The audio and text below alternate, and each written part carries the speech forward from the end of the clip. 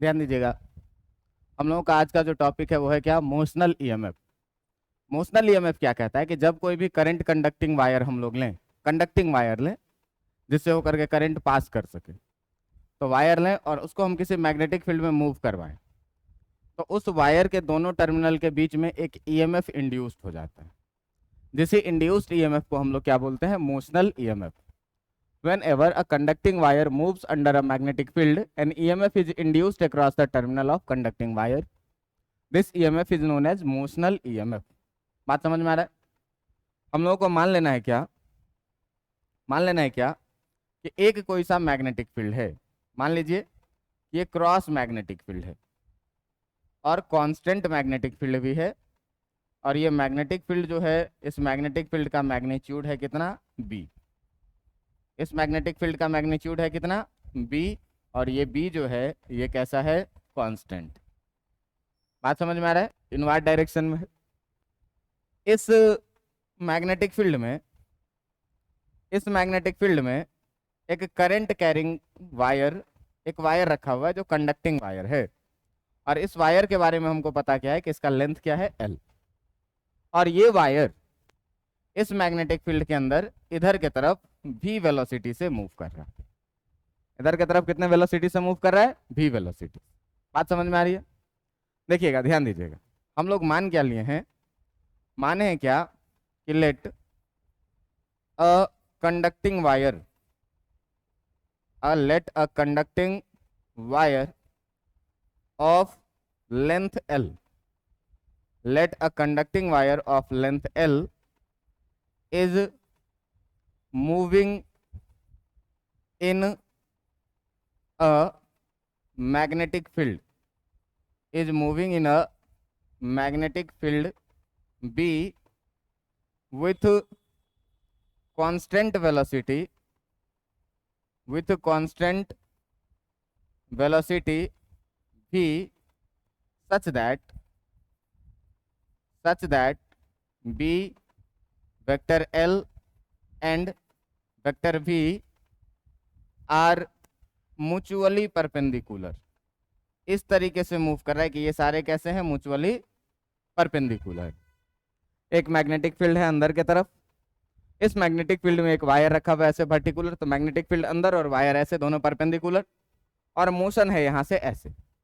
तो ये तीनों चीज जो है, आपका मैग्नेटिक फील्ड अंदर, वायर ऊपर, और मोशन इधर की तरफ भी वेलोसिटी का, ये तीनों क्या है, एक दूसरे के म्यूचुअली परपेंडिकुलर है। बात समझ में आ रहा है? अब देखना है कि देखो कि इसी कहानी को हम लोग आगे बढ़ाएंगे धीरे धीरे, और एक एक स्टेप करके थ्योरेटिकली हर बातों को सीखेंगे, और जब हर बातों को सीखेंगे तो आपको देखेंगे कि आपको इस चीज का फील आएगा। कोई भी कंडक्टिंग वायर है, तो कंडक्टिंग वायर का मतलब सिंपल सा बात क्या होता है कि उसके पास फ्री इलेक्ट्रॉन होगा, उसके पास क्या होगा, फ्री इलेक्ट्रॉन होगा। और हम इस कंडक्टिंग वायर को जैसे ही मूव करवाएंगे, तो इस कंडक्टिंग वायर से एसोसिएटेड जितने भी फ्री इलेक्ट्रॉन हैं, वो सारे इलेक्ट्रॉन भी क्या करेंगे, मोशन करेंगे विथ वेलोसिटी v। बात समझ में आ रहा है?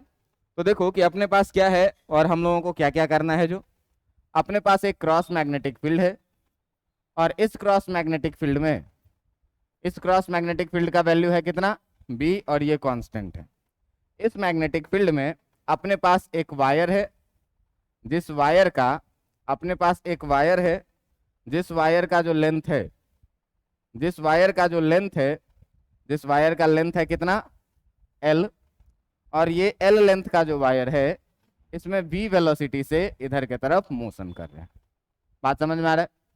अब देखिए कि हम लोग ये बात जान रहे हैं क्या, वी नो दैट, हम लोग जानते हैं क्या कि जो कंडक्टिंग वायर है, जो कंडक्टिंग वायर है, conducting wire have many free electrons, बहुत सारे फ्री इलेक्ट्रॉन्स होते हैं किसके पास, कंडक्टिंग वायर के पास। ठीक है, और इलेक्ट्रॉन के पास जो है सो नेगेटिव चार्ज है, ये भी हम लोग जानते हैं, नेगेटिव चार्ज पार्टिकल है। तो जो कंडक्टिंग वायर है वो बहुत सारे फ्री इलेक्ट्रॉन्स रखे हुए हैं। अगर हम क्या करें, अगर हम क्या करें कि इस कंडक्टिंग वायर को मूव करवाएं, if we move the conducting wire, if we move the conducting wire with velocity v, then all free electron associated with wire moves with a constant velocity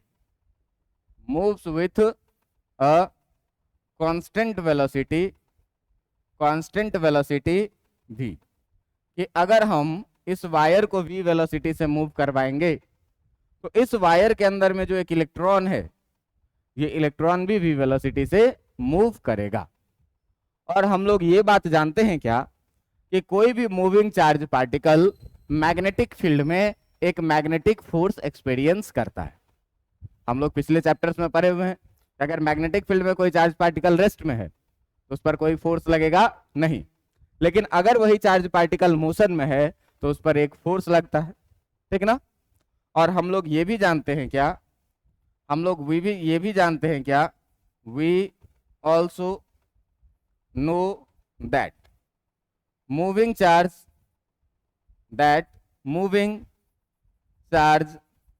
experiences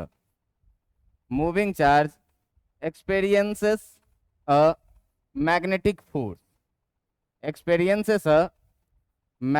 force under magnetic field, कि magnetic field के under में अगर कोई charge move कर रहा है तो वो क्या करेगा, एक मैग्नेटिक फोर्स एक्सपीरियंस करेगा। और मैग्नेटिक फोर्स जो एक्सपीरियंस करेगा वो magnetic force Fm equal to, हम लोग पढ़े थे कभी, क्या आपको अगर याद हो तो Q into V cross B के बराबर। ये मैग्नेटिक फोर्स था कितना, Q into V cross B के बराबर। बात समझ में आ रहा है। अब देखना कि अगर ये Q into V cross B है तो अपने पास चार्ज के जगह पर क्या है, इलेक्ट्रॉन है, नेगेटिवली चार्ज बॉडी है। और नेगेटिवली चार्ज बॉडी है तो एक चीज और ध्यान दीजिएगा कि V और B के बीच का एंगल हम लोग V cross B sine theta लिखेंगे, है ना।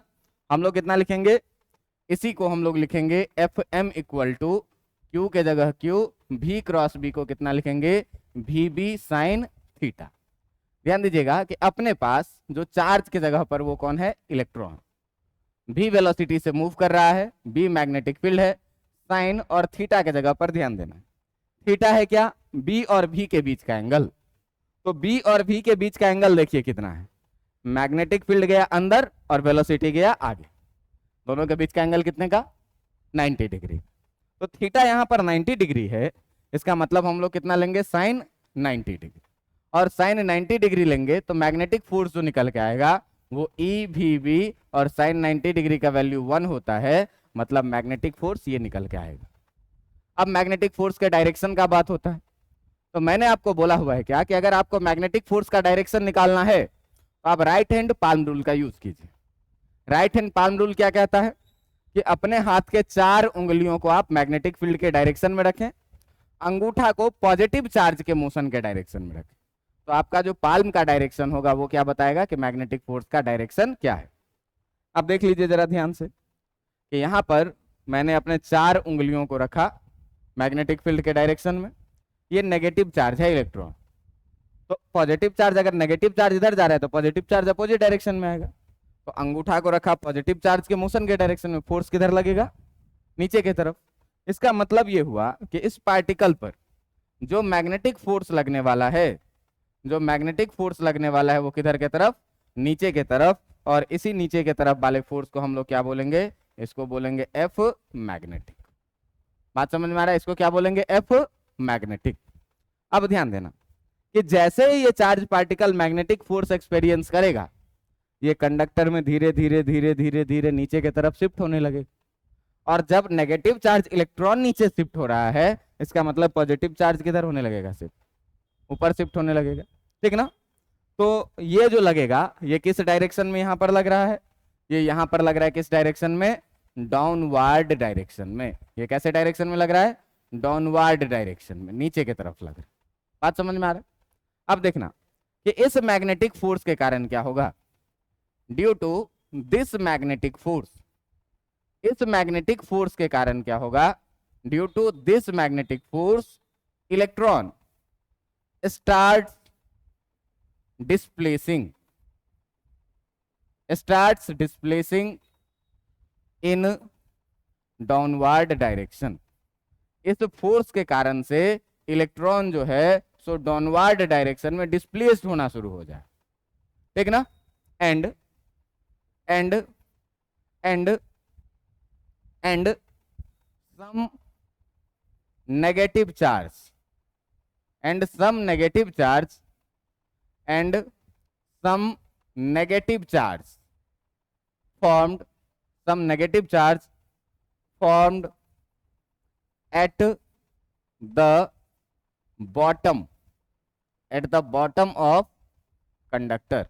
कि इलेक्ट्रॉन जैसे जैसे नीचे आएगा तो इलेक्ट्रॉन नीचे आने के बाद क्या होगा, यहां आकर के जम जाएगा, तो यहां आकर के जम जाएगा तो यहां पर क्या होगा, कुछ नेगेटिव चार्ज प्रोड्यूस होगा और इक्वल पॉजिटिव चार्ज इसके टॉप पे बनेगा, क्योंकि इलेक्ट्रॉन नीचे आ रहा है तो पॉजिटिव चार्ज ऊपर जा रहा है।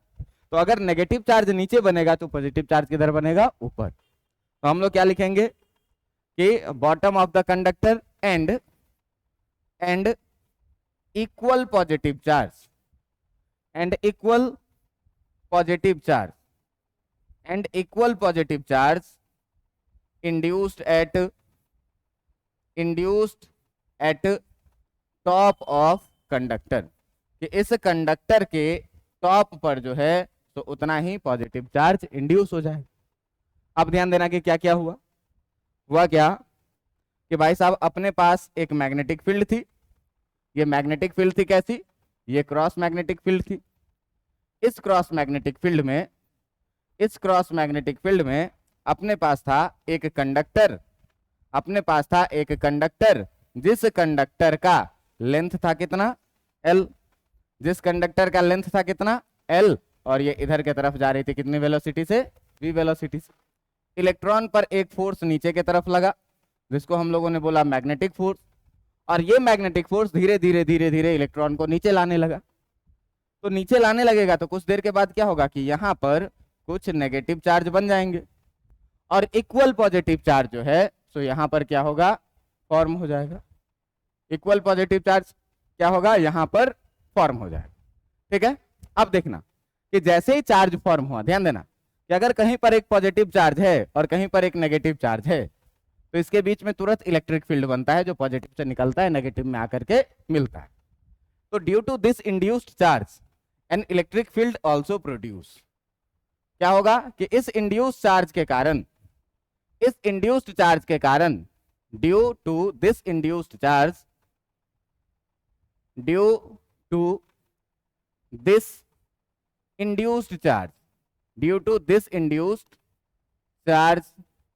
an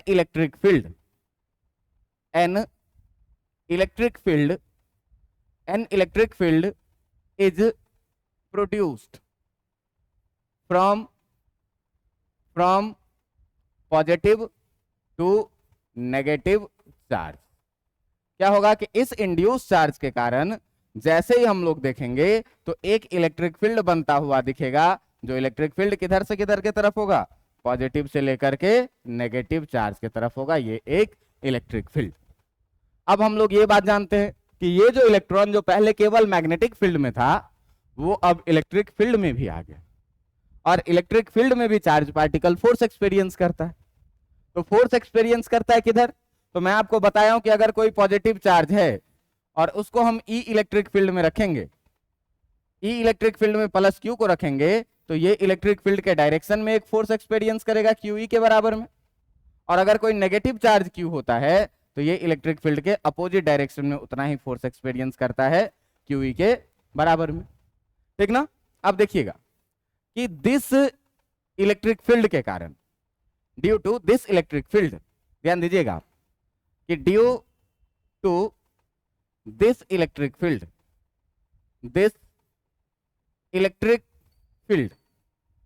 due to this electric field E, इस इलेक्ट्रिक फील्ड ई के कारण the electron also experience the electron also experience an electrostatic force, an electrostatic force. इस इलेक्ट्रिक फील्ड के कारण क्या करेगा, ये इलेक्ट्रॉन एक इलेक्ट्रोस्टैटिक फोर्स भी एक्सपीरियंस करेगा। इलेक्ट्रिक फील्ड में आया तो इलेक्ट्रोस्टैटिक फोर्स एक्सपीरियंस करेगा, कितने के बराबर में, तो एफ इलेक्ट्रिक जो होता है वो कितने के बराबर में होता है, क्यू ई के बराबर में। अपने पास जो है तो चार्ज के जगह पर क्या है, इलेक्ट्रॉन, और इलेक्ट्रिक फील्ड कितना है, ई। बात समझ में आ रहा है। अच्छा ध्यान देना कि जो इसका डायरेक्शन होगा, जो इसका डायरेक्शन होगा, ये चार्ज जो है, ये चार्ज है कैसा, negative charge electron. Electric field है नीचे के तरफ, तो नेगेटिव चार्ज पे इलेक्ट्रॉन के अपोजिट फील्ड में लगता है, इलेक्ट्रिक फील्ड के अपोजिट डायरेक्शन में फोर्स लगता है। अगर कोई नेगेटिव चार्ज बॉडी है तो उस पर इलेक्ट्रोस्टैटिक फोर्स लगेगा, किधर, पॉजिटिव रहता है तो इलेक्ट्रिक फील्ड के डायरेक्शन में, नेगेटिव है तो इलेक्ट्रिक फील्ड के अपोजिट डायरेक्शन में। तो इलेक्ट्रिक फील्ड है नीचे के तरफ, तो इस पे जो फोर्स लगेगा वो किधर के तरफ लगेगा, ऊपर के तरफ। और इस फोर्स को हम लोग क्या बोलेंगे, एफ इलेक्ट्रिक। इस फोर्स को क्या बोलेंगे हम लोग, एफ इलेक्ट्रिक। ध्यान देना कि एफ मैग्नेटिक जो आया है तुम्हारा, जो तुम्हारा एफ मैग्नेटिक आया है वो कितना आया है, एफ मैग्नेटिक कितना आया है, तो एफ मैग्नेटिक आया है भाई ई भी बी के बराबर में। एफ मैग्नेटिक कितना आया है, ई भी बी के बराबर। वेलोसिटी भी कांस्टेंट है, मैग्नेटिक फील्ड भी कांस्टेंट है, इलेक्ट्रॉन पे चार्ज भी कांस्टेंट है, मतलब ये फोर्स कांस्टेंट है। लेकिन जैसे जैसे समय बीतता जा रहा है ये इलेक्ट्रॉन मैग्नेटिक फोर्स को, इलेक्ट्रॉन को नीचे लेते आ जा रहा है। ये मैग्नेटिक फोर्स इलेक्ट्रॉन को नीचे ला रहा है, जितना देर बीतेगा उतना इलेक्ट्रॉन को नीचे ले आएगा और नीचे उतना मैग्नेटिक नेगेटिव चार्ज बढ़ेगा, और नीचे जितना नेगेटिव चार्ज बढ़ेगा ऊपर उतना ही अधिक पॉजिटिव चार्ज बढ़ेगा। मतलब एज द टाइम इंक्रीजेस, जैसे जैसे टाइम बढ़ेगा नीचे नेगेटिव चार्ज का मैग्नीट्यूड बढ़ता जाएगा और ऊपर पॉजिटिव चार्ज का मैग्नीट्यूड भी क्या होता जाएगा, बढ़ता जाएगा। ठीक ना।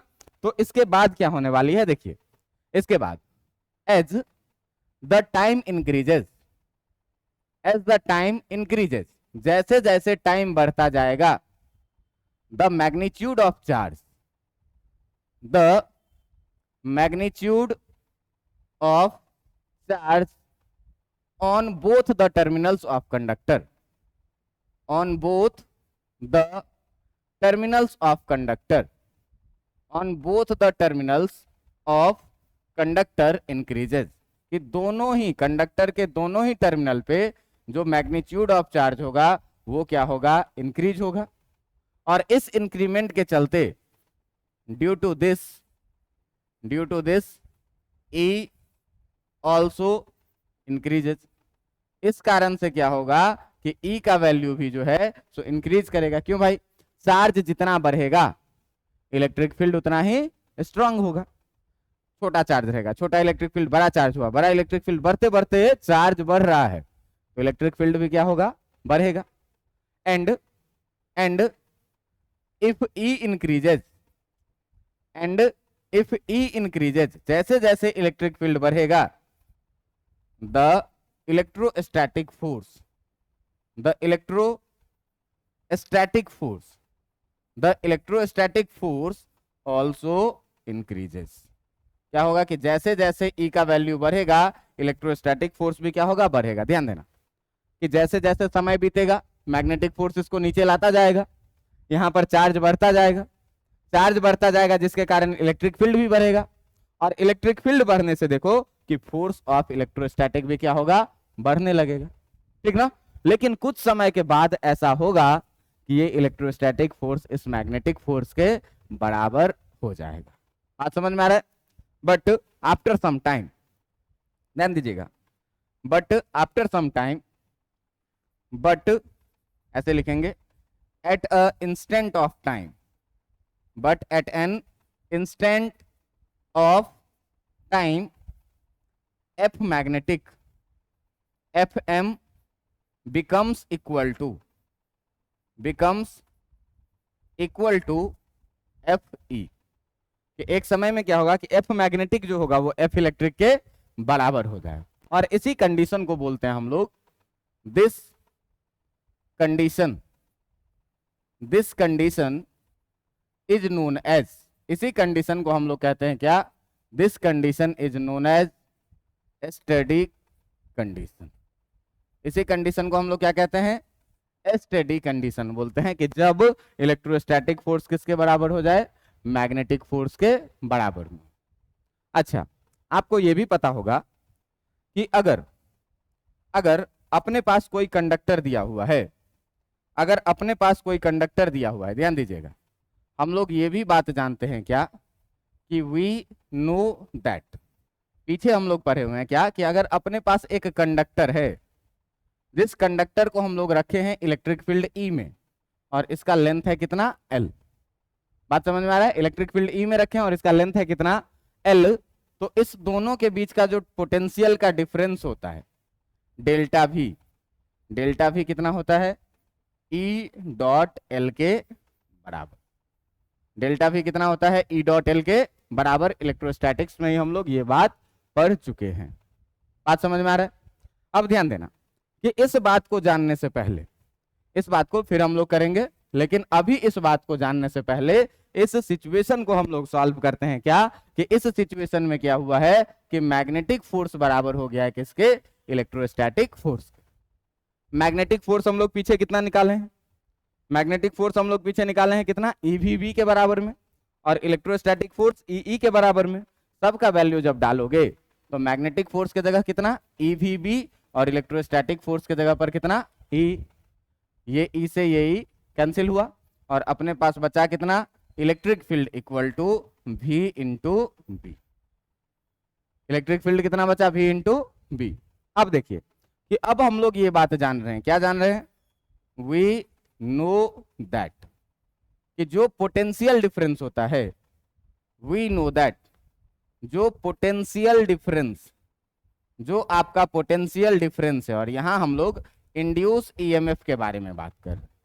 यहां पर हम लोग किसके बारे में बात कर रहे हैं? ईएमएफ के बारे में। वो अभी आपको मैं दिखाया था क्या कि जो डेल्टा भी होता है वो कितना होता है? ई डॉट एल के बराबर। कितना होता है? ई डॉट एल के बराबर। और इसी डेल्टा वी को हम लोग यहां पर क्या लिखेंगे? ईएमएफ लिखेंगे, और EMF equal to E dot L था, तो इसको कितना लिख सकते हैं? E L cos theta. अब ध्यान देना कि अगर यहां पर हम लोग लेंथ का बात करें तो इलेक्ट्रिक फील्ड जिस डायरेक्शन में, इस लेंथ को भी हम लोग इसी डायरेक्शन में मान लेते हैं। ये क्या है? वेक्टर एल है, एल लेंथ है, तो दोनों एक ही डायरेक्शन में है, तो थीटा इक्वल टू कितना हो गया? 0 degree. Theta equal to 0 degree जब यहां पर रखेंगे तो हमको मिलेगा क्या? EMF equal to E L cos 0 degree, और फाइनली ईएमएफ इक्वल टू कितना मिलेगा? ई एल के बराबर। बात समझ में आ रहा है? अब हम लोग क्या करते हैं कि जो पीछे इसका इक्वेशन निकाल के रखे हुए हैं, इस इक्वेशन को मान लो 1, ठीक ना? तो इक्वेशन 1 से हम लोग ई का वैल्यू पुट करते हैं। क्या करते हैं? Put the value of E from equation 1, from equation 1। Equation 1 से हम लोग इसमें ई का वैल्यू पुट करते हैं, तो ई इक्वल टू कितना है अपने पास? ई इंटू एल, और ई इक्वल टू ई का वैल्यू हम लोग पीछे ही देखे हुए हैं कि कितना आया है? बी वी के बराबर में, तो इंड्यूस्ड ईएमएफ कितना हो जाएगा? E into L. इसका मतलब ये हुआ कि जब किसी भी मैग्नेटिक फील्ड में, जब किसी भी कांस्टेंट मैग्नेटिक फील्ड में, जब किसी भी कांस्टेंट मैग्नेटिक फील्ड में कोई भी कंडक्टिंग वायर, कोई भी कंडक्टिंग वायर क्या करेगा? मोशन करेगा। कोई भी कंडक्टिंग वायर मोशन करेगा इधर वी वेलोसिटी से, तो वी वेलोसिटी से, तो इसके दोनों टर्मिनल्स के बीच में क्या होगा? एक ईएमएफ इंड्यूस्ड हो जाएगा। यहाँ पर पॉजिटिव चार्ज था तो यहाँ पर ज्यादा ईएमएफ रहेगा प्लस में, और यहाँ पे नेगेटिव चार्ज जमा था तो यहाँ कैसा? माइनस में। अब ध्यान से देखना कि ये वायर एक बैटरी के जैसा बिहेव करने लगा। क्यों? कि इसके टर्मिनल के बीच में क्या हो गया? ईएमएफ। मतलब अगर मैग्नेटिक फील्ड में कोई कंडक्टिंग वायर मूव कर रहा है कांस्टेंट वेलोसिटी से, तो ये वायर कैसा बिहेव कर रहा है? एक बैटरी के जैसा। अगर इसके दोनों टर्मिनल से हम किसी इलेक्ट्रिक एप्लायंसेस को जोड़ दें तो इलेक्ट्रिक एप्लायंसेस वर्किंग कंडीशन में आ जाएगा। ये था एनालिटिकल मेथड किसका? डेरिवेशन निकालने का। क्या? कि किसी भी वायर के बीच में कितना ईएमएफ इंड्यूस्ड होगा। ईएमएफ तो इंड्यूस्ड होगा, लेकिन कितना इंड्यूस्ड होगा उसके लिए आपको पूरा मैकेनिज्म मेरे ख्याल से समझ में आया होगा। इस मैकेनिज्म को एक बार और हम लोग रिमाइंड करते हैं क्या कि इस पूरे मैकेनिज्म में क्या था भाई कि इलेक्ट्रॉन मूव करेगा, तो इलेक्ट्रॉन पे एक मैग्नेटिक फोर्स लगेगा नीचे की तरफ, जो इलेक्ट्रॉन को धीरे धीरे नीचे शिफ्ट करेगा। नीचे शिफ्ट करेगा तो यहाँ पर नेगेटिव चार्ज बनेगा इलेक्ट्रॉन के कारण, और जब इलेक्ट्रॉन नीचे शिफ्ट होगा तो पॉजिटिव चार्ज किधर शिफ्ट होगा, तो ऊपर पॉजिटिव बनेगा। जैसे ही अपोजिट चार्ज देखा, बीच में तैयार हो गया कौन, इलेक्ट्रिक फील्ड, पॉजिटिव से नेगेटिव। अब इलेक्ट्रिक फील्ड में ये इलेक्ट्रॉन आ गया, तो इलेक्ट्रॉन एक इलेक्ट्रोस्टैटिक फोर्स भी एक्सपीरियंस करेगा, किधर, इलेक्ट्रिक फील्ड के अपोजिट डायरेक्शन में। अब जैसे जैसे टाइम बीतेगा, ये मैग्नेटिक फोर्स इलेक्ट्रॉन को धीरे धीरे धीरे धीरे कहाँ लाएगा, नीचे। तो ऊपर उतना पॉजिटिव भी बढ़ेगा, नीचे नेगेटिव भी बढ़ेगा। तो चार्ज के बढ़ने से इलेक्ट्रिक फील्ड भी क्या होगा, और इलेक्ट्रिक फील्ड जैसे जैसे बढ़ेगा इलेक्ट्रोस्टैटिक फोर्स भी क्या होगा, बढ़ेगा। बढ़ते बढ़ते बढ़ते एक समय ऐसा होगा कि दोनों क्या हो जाएगा, इक्वल हो जाएगा। दोनों इक्वल हो जाएगा तो वहां से हम लोग इक्वेशन सॉल्व करेंगे और डेल्टा भी equal to E dot L लगाएंगे और क्या हो जाएगा, इंड्यूस्ड ईएमएफ निकल जाएगा। लेकिन इसी चीज को हम लोग फैराडे के लॉ से भी बहुत ही आसानी से क्या कर सकते हैं, प्रूफ कर सकते हैं, बहुत ही आसानी से, फैराडेज फर्स्ट लॉ से। ये चीजें थी एनालिटिकल मेथड। लेकिन एनसीईआरटी जो मेथड बताती है, एनसीईआरटी जो मेथड बताती है, उस मेथड में एनसीईआरटी क्या कहती है कि ठीक है, आपके पास जो भी चीजें हैं वो आप रहने दें। आपके पास एक मैग्नेटिक फील्ड है, क्रॉस मैग्नेटिक फील्ड, आप अपना क्रॉस मैग्नेटिक फील्ड रखें, बहुत अच्छी बात है, ठीक है, रख लिए। क्रॉस मैग्नेटिक फील्ड में एक वायर भी अपने पास रख लिए। लेकिन इस वायर को इस बार हम लोग क्या करेंगे कि एक क्लोज लूप बनाने का कोई उपाय करेंगे।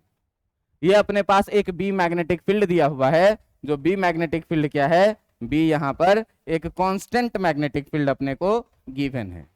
बात समझ में आ रहा है। अब कहता क्या है, देखो कि फैराडे साहब अपने एक्सपेरिमेंट में क्या किए, फैराडे साहब ने कहा क्या कि भैया तुम करो क्या ना कि इसमें एक रेल बना लो। रेल का मतलब पटरी बना लो, रेल का पटरी। और रेल का पटरी बनाओ कैसे, तो जरा सा ध्यान देना कि रेल का पटरी तुम बनाओ ऐसे कि क्लोज रेल का पटरी बने। और इस क्लोज रेल के पटरी पर क्या करो कि जो जिस वायर को तुमको मोशन में लाना है, इस वायर को क्या करो तुम रख दो। मान लीजिए कि इस पर हम लोग क्या करते हैं कि इस वायर को हम लोग रख देते हैं, ऐसे रख देते हैं कि ये दोनों टर्मिनल इस पर स्लाइड करने के लिए फ्री है। दोनों टर्मिनल क्या है, इस येलो वाले वायर का इस पर स्लाइड करने के लिए फ्री है। बात समझ में आ रहा है। अब देखना कि इसमें अपने पास गिवन क्या है, तो गिवन है कि ये रॉड जो है वो इसमें कितने वेलोसिटी से घूम रहा है, v वेलोसिटी से। हम इस लूप का कुछ नाम भी रख लेते हैं, ए बी सी डी, ठीक है। इस लूप का हम लोग क्या रख लेते हैं, कुछ नाम भी रख लेते हैं, ए बी सी डी। अब ये लूप यहां से देखो, जैसे जैसे जैसे जैसे ये रॉड इधर खिसकेगा, इस लूप का एरिया बढ़ेगा कि नहीं बढ़ेगा, एरिया बढ़ेगा। एरिया बढ़ेगा तो फ्लक्स बढ़ेगा कि नहीं बढ़ेगा, नंबर ऑफ लाइंस अधिक पास होंगे, जितनी बड़ी खिड़की उतना ज्यादा हवा आएगा, तो जितना बड़ा ये होगा उतना नंबर ऑफ लाइंस इससे पास करेगा, फ्लक्स भी क्या होगा, चेंज होगा। और जब फ्लक्स चेंज होगा तो ईएमएफ इंड्यूस्ड होगा, ये फैराडे का फर्स्ट लॉ कहता है। और फैराडे का फर्स्ट लॉ ईएमएफ इंड्यूस्ड होगा, तो फैराडे का सेकंड लॉ भी क्या कहता है कि कितना होगा, ये भी मेरे को पता है, D phi by D T के बराबर में। तो हम लोग माने हैं क्या कि इस पूरे कहानी में जो ये स्लाइडिंग रॉड है, इस स्लाइडिंग रॉड में इनिशियल एरिया ऑफ लूप जो है, मान लो क्या कि पहले मान लो क्या कि let in time D T, let Faraday's law से हम लोग इसी को हम लोग अल्टरनेट मेथड लेते जा रहे हैं, ठीक ना। इसको लिख देते हैं क्या, अल्टरनेट मेथड। और ये अल्टरनेट मेथड कौन सा मेथड है, तो ये है क्या, फैराडेज लॉ का मेथड। किसके मेथड से ये हम लोग प्रूफ करने वाले हैं, फैराडेज लॉ के मेथड से। और ये मेथड बहुत ही आसान है, आपको बहुत ही आसानी से समझ में आ जाएगा, ध्यान दीजिएगा। ये अल्टरनेट मेथड में हम लोग क्या मान रहे हैं, तो मान रहे हैं क्या कि let in time dt, let in time dt the conducting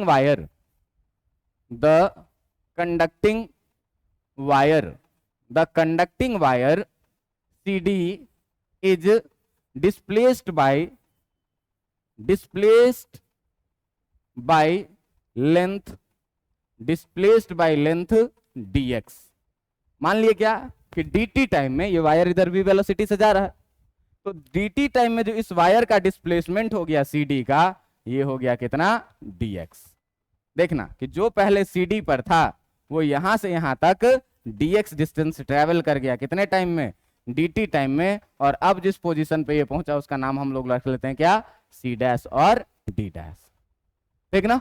मान लेते हैं क्या हम लोग, और एक बात क्या मान लेते हैं कि लेट द, अच्छा पहले यहां से एक चीज और देखो कि अगर हम लोग बात करें किस चीज का, वेलोसिटी का, तो वेलोसिटी को हम लोग क्या लिखते हैं, डिस्प्लेसमेंट और बाय कितना, टाइम।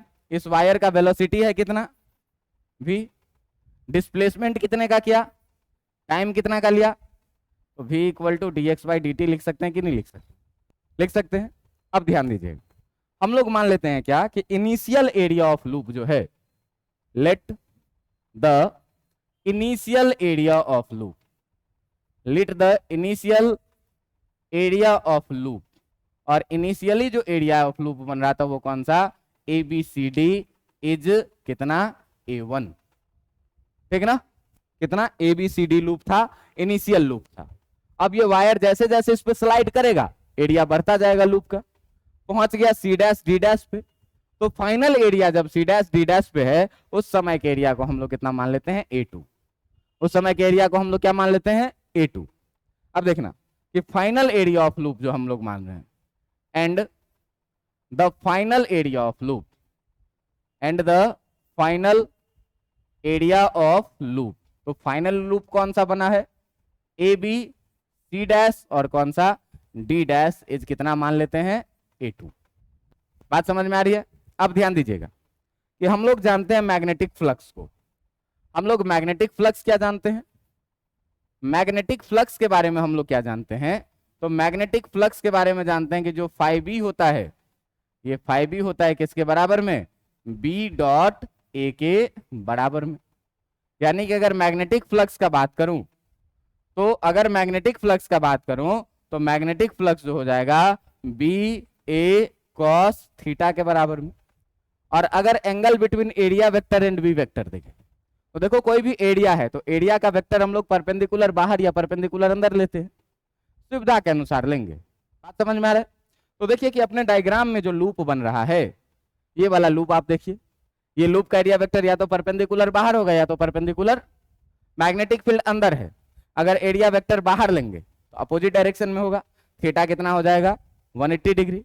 और अगर हम एरिया वेक्टर अंदर की तरफ लें तो थीटा कितना होगा 0 डिग्री होगा, क्योंकि मैग्नेटिक फील्ड भी अंदर और एरिया वेक्टर भी किधर, थीटा का वैल्यू 0 डिग्री। तो अगर cos 0 लिखें तो 1 होगा, cos 180 लिखें तो -1 होगा।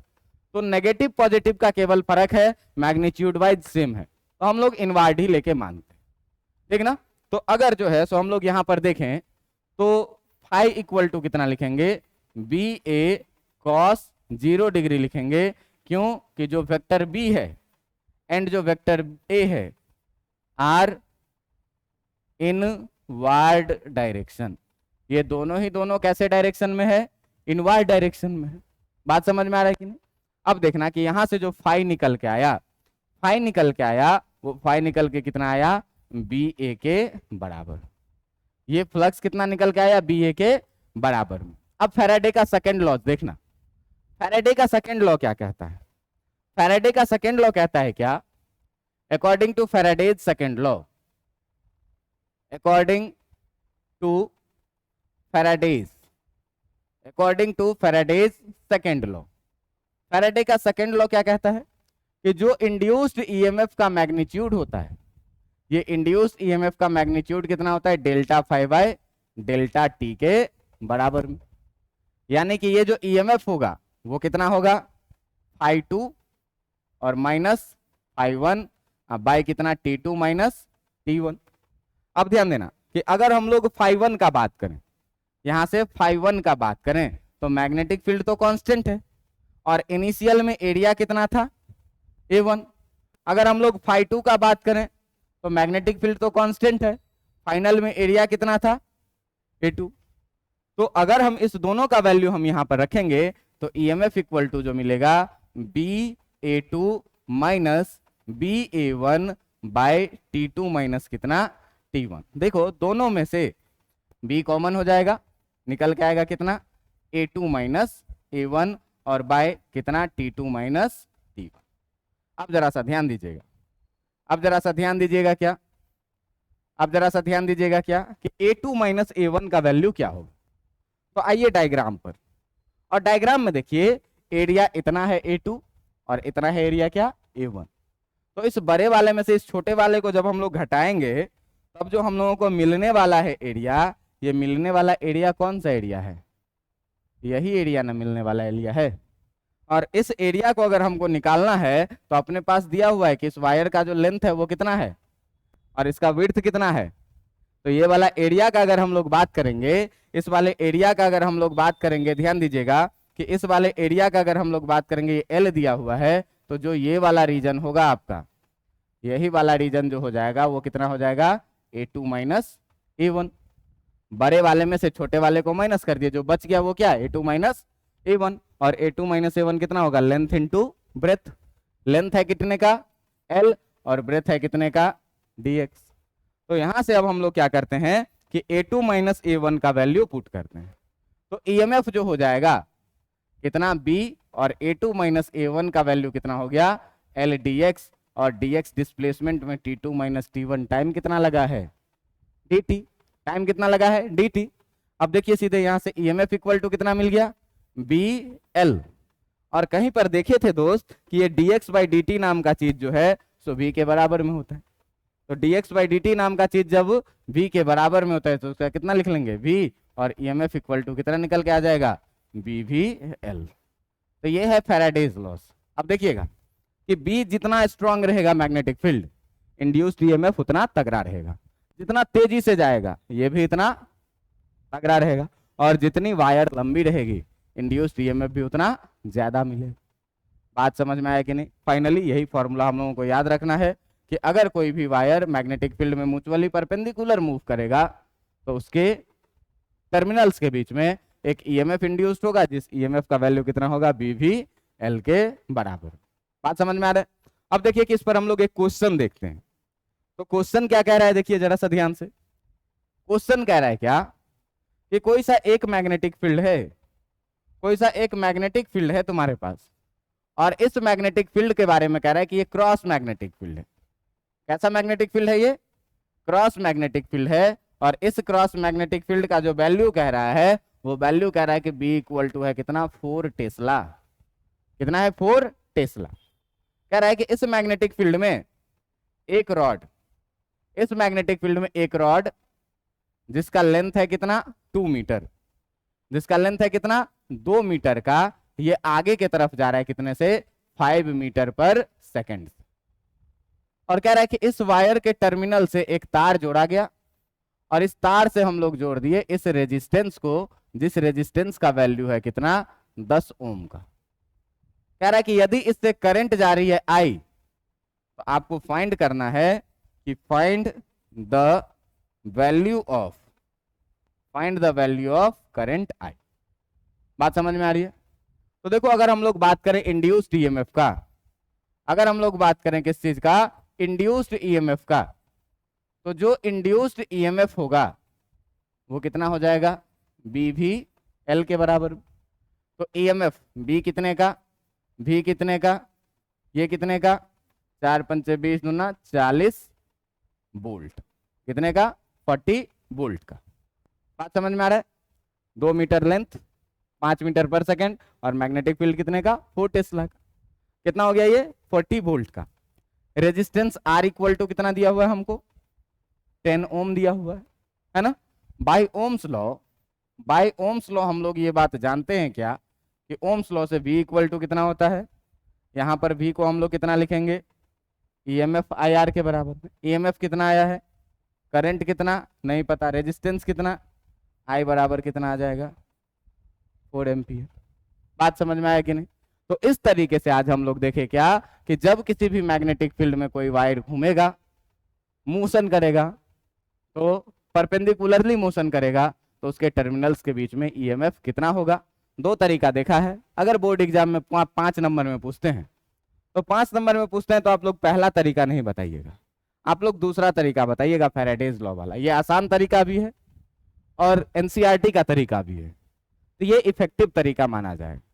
बाकी दोनों से एक ही रिजल्ट आया, आप देखे हैं। पहला वाला थोड़ा मैकेनिकल कॉन्सेप्ट पर बेस्ड था और ये वाला फैराडेज लॉ पर बहुत ही आसानी से हम लोग बना लिए। और इस प्रकार से आज का लेक्चर हम लोग यहीं पर समाप्त करते हैं।